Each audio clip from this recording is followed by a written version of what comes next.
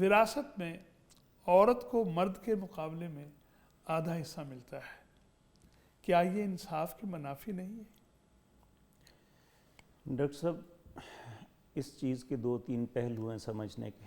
جی، سب سے پہلی بات تو یہ ہے کہ دنیا کا دستور ہے کہ ہر ملک میں ہر قوم کے اندر ایک ایسی جو ہے ٹاپ کی قوت ہوتی ہے جو فیصلہ کرتی ہے، جس کے فیصلے پہ کوئی قدغن نہیں لگا سکتا۔ جی ٹھیک۔ جس طرح آج ہمارے معاشرے میں عدلیہ ہے، سپریم کورٹ ایک فیصلہ کرتا ہے، کسی کو اس کے خلاف استحقاق نہیں ہے کہ بات کرے۔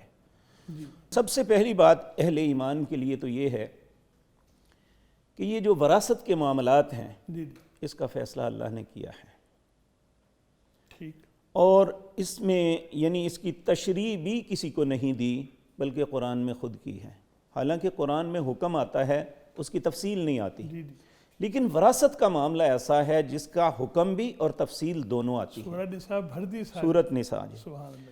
اب یہاں پہ اللہ بات کا آغاز کیسے کرتے ہیں؟ یوصیکم اللہ فی اولادکم للذکر مثل حظ الانثیین۔ اللہ تمہیں وصیت کرتا ہے تمہاری اولاد کے معاملے میں کہ 2 عورتوں کے برابر ایک مرد کو۔ معیار خاتون رکھی گئی، ہاں جی، کہ 2 عورتیں ہیں تو ایک مرد کے برابر حصہ ہے۔ اور اس کے بعد جب یہ آیت ختم ہوتی ہے تو فرمایا فریضۃ من اللہ، یہ اللہ کی طرف سے فریضہ ہے۔ واللہ علیم حکیم، اللہ تم سے بہت بہتر جانتا ہے کہ کیا صحیح ہے کیا غلط ہے، کون سی انصاف ہے اور کون سی بے انصافی ہے، اور اس کا کوئی بھی کام حکمت سے خالی نہیں ہے۔ بے شک۔ پہلی بات تو یہ بحیثیت مسلمان، پہلی بات ہمیں یہ بات سمجھ لینی چاہیے کہ جو اللہ کا حکم ہے اسی کے اندر خیر ہے، اس کے اندر بے اعتدالی یا ناانصافی نہیں ہو سکتی۔ نمبر 2 ڈاکٹر صاحب، عرب کے معاشرے میں جو مشرکین تھے اسلام سے پہلے، ان کا طرز عمل کیا تھا؟ وہ عورت کو اس کا حصہ بالکل نہیں دیتے تھے جی، وہاں صرف مرد کا، اور وہ بھی بڑے کا۔ ہاں، یعنی صرف بڑے مرد جو بالغ ہوتے تھے ان کا حصہ ہوتا تھا، نابالغ بچے اور عورت کا حصہ بالکل نہیں ہوتا تھا۔ تو اسلام نے یہاں پہ اللہ کا حکم نازل ہوا، جس طرح مردوں کا حصہ مقرر ہے اسی طرح عورتوں کا حصہ بھی مقرر ہے، اور اسی طرح نابالغ بچوں کا حصہ بھی مقرر ہے۔ پھر اللہ فرماتے ہیں تمہارے پاس مال کم ہے یا زیادہ، اللہ بہتر جانتا ہے، تمہیں ہر صورت جو اللہ نے حصے مقرر کیے ہیں اس کے مطابق اسے دینا ہے۔ جی ٹھیک۔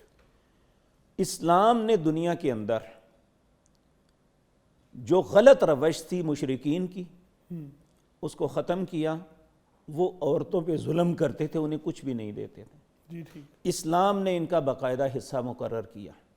آج بھی برطانیہ دنیا کا ایک مہذب ملک سمجھا جاتا ہے، وہاں وراثت جب منتقل ہوتی ہے اولاد میں تو صرف بڑے بیٹے کو ہوتی ہے، ساری اولاد کو نہیں ہوتی، اس میں چھوٹے یعنی بھائیوں کو بھی نہیں ہوتی، بہنوں کو بھی نہیں ہوتی۔ ہم پہ وہ لوگ اعتراض کرتے ہیں یا ہمارے وہ اس دین پہ وہ لوگ اعتراض کرتے ہیں جو خود عورت کو کچھ نہیں دیتے۔ یہ تو اب بھی موجود ہے، اعتراض برائے اعتراض، اعتراض برائے اعتراض، کیلو کال جو ہے وہ۔ اب اگر اس بات کو ہم تسلیم بھی کر لیں کہ لو جی اس کا آدھا کیوں اس کا پورا کیوں، جی، تو یاد رکھیں ہمیشہ عورت کو آدھا نہیں ملتا، جی، اس وقت آدھا ملتا ہے جب اس کے ساتھ اس کے بھائی بھی ہیں، بھائی موجود ہیں۔ اب یہاں پہ عورت کو آدھا دینا ناانصافی اس لیے نہیں ہے کہ بھائی کو ذمہ دار اور کفیل بنایا ہے، جو معاشی ذمہ داریاں ہیں مرد کی وہ ساری کی ساری مرد پہ ہیں، جی، عورت کے اوپر کفالت کی ذمہ داری کوئی نہیں ہے۔ اسے اگر 50 پیسے ملے ہیں تو اس کے 50 کے 50 محفوظ ہیں، اور وہ اسی کے ہیں، اسی کے ہیں، بالکل ٹھیک۔ اور جس کے پاس روپیہ ہے اسے کہا ہے تم اپنے زیر کفالت، چاہے وہ بہن ہے، بیوی ہے، بیٹی ہے، جو بھی ہیں، اسے اس پہ تم نے خرچ کرنا ہے. جی بالکل ٹھیک. وہ 100 کا 100 بھی خرچ کر لے تو وہ کفالت سے نہیں نکلتا. تو اس طرح فائدہ کس کو ہوا؟ جی خواتین کے لیے. خواتین کو.